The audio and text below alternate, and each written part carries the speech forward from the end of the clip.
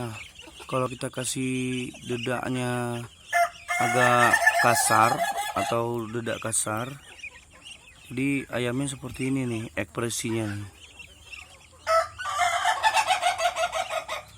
Jadi dedaknya itu saya kasih buat bebek. Nah, ini bebek-bebeknya. Dan dia udah ada jatah makan dedak halus. Tapi karena dedak halus yang saya kasih ke dianya kurang, jadi dia makan dedak kasar juga.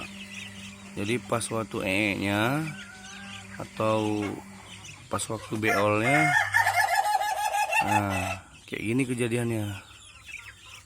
Susah BAB, mampet. Jadi kondisinya usaha banget.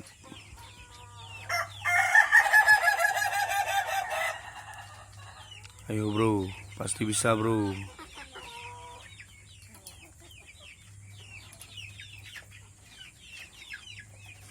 Gak keluar ya, nanti usaha lagi.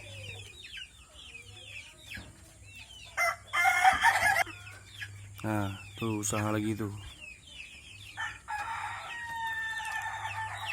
Kalau belum keluar BAB, belum lega. Belum.